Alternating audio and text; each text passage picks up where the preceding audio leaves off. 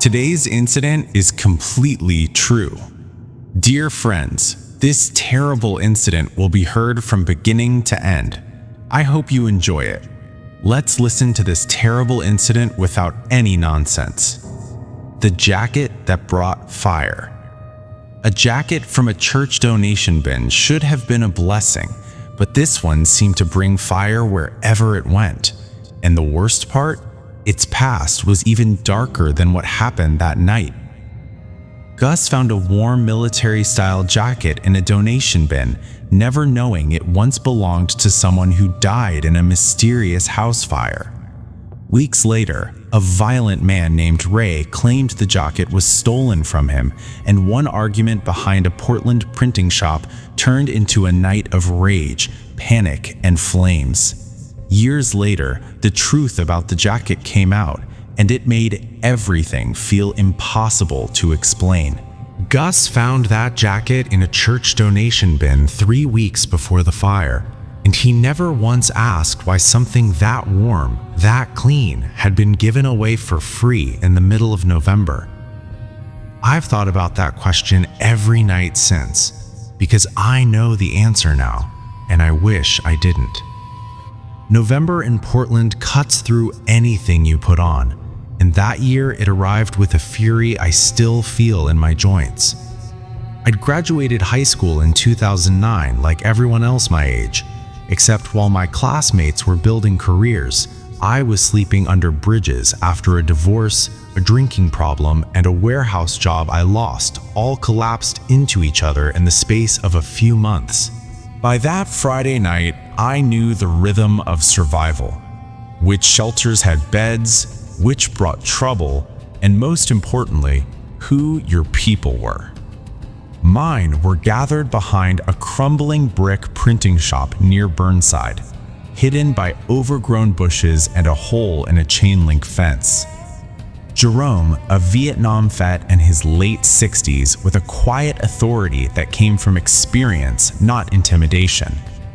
Birdie, who fed pigeons with whatever bread she found. Tommy, barely 22, running from something he never named. And the Pratt brothers, Lenny and Gus, who'd had nothing but each other and their mother's debt since she died. Gus had found the jacket 3 weeks earlier, heavy canvas, military style, patched at both elbows, warmer than anything the rest of us owned. He wore it every night after that like it had been made for him specifically, and honestly, it did seem to fit him a little too well for something pulled out of a bin.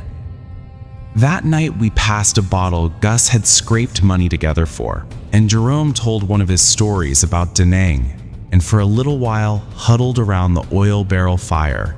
It almost felt peaceful. Then around 10:30, a man came through the hole in the fence wearing a torn military jacket of his own and carrying a backpack that looked ready to burst. His name was Ray Durkin, and everyone on the street already knew to stay away from him. Ray was built like a man who'd done time and used every hour of the yard to prepare for something. Shaved head, badly done tattoos, a scar from his eyebrow to his jaw. 2 winters earlier, I'd watched him break a man's arm over a sleeping spot, and the sound of that bone snapping still visits me sometimes. He walked into our circle like it already belonged to him, dropped his backpack, and started warming his hands without acknowledging a single one of us. Jerome offered him the bottle as a peace gesture. Ray took 3 long pulls and didn't give it back. For a while, nobody spoke. Then Ray's eyes landed on Gus, specifically on the jacket. He stood up slow, crossed the fire in 4 steps, and grabbed Gus by the collar, lifting him half off the ground. That jacket was his, he said through his teeth, stolen from his camp 2 months earlier while he was locked up on an assault charge. Gus stammered that he'd pulled it from a donation bin outside a church on Gleason Street. Ray didn't care. Truth rarely matters to a man who's already decided he's owed something. If stories about an object that seems to carry violence with it wherever it lands are the ones you can't look away from, this channel has more like it. Follow along. Lenny shoved Ray off his brother, which was exactly the wrong move. For 1 second it worked. Ray staggered back and let Gus go. Then his face went empty, like something had switched off behind his eyes, and he lunged at Lenny with a fury I'd never seen from another human being, throwing punches that landed in wet, heavy sounds. Jerome tried to pull him off and took an elbow to the temple for it. Bertie was screaming. Tommy had already vanished through the fence. Gus came up behind Ray with a chunk of broken concrete and hit him hard across the shoulder. It was enough to make Ray howl and roll off his brother. He got up with his face twisted into something I can only call rage, and instead of grabbing a weapon, he shoved the entire oil barrel over with one violent motion, like he wanted to burn the whole world down rather than lose. The fire moved faster than anything I've seen before or since. Dead grass, cardboard bedding, wooden pallets, all of it caught like it had been soaked in gasoline. I dragged Bertie toward the fence, pointed a disoriented Jerome toward the brick wall, and went back for Gus and Lenny, who were surrounded on 3 sides by flames climbing a pile of old tires. Lenny's arm hung wrong, clearly broken, and we had maybe 30 seconds before the exit closed itself. We half carried, half dragged him out, sparks landing on our skin like burning snow, and collapsed on the sidewalk on the other side just as the flames devoured the ground we'd been standing on. Jerome limped into the dark without a word.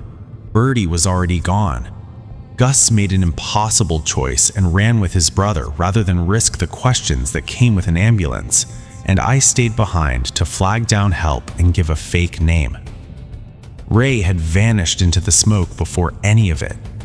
I never saw him again that night or any night after. Lenny survived, though his arm healed crooked and he lost most of the sight in one eye. I got clean a few weeks later and slowly built something resembling a life. For years, I told myself the story ended there. Just a violent man, a stolen jacket, a fire that got out of control. Then, about 4 years ago, I ran into someone who used to attend that same church on Gleason Street, the one with the donation bin. I mentioned the jacket without thinking much of it, and her face changed. She told me she remembered that exact jacket because the family who donated it had specifically asked the church not to give it to anyone.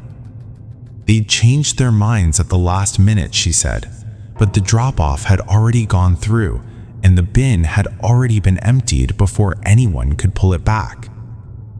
The jacket had belonged to their son, a veteran who'd survived 2 tours without a scratch and then died 3 years later, trapped inside a house fire that started in the living room while he was sleeping. Investigators never found a clear cause. The family kept the jacket for years afterward, unable to give it away, until grief finally won and they let it go, and then immediately regretted it.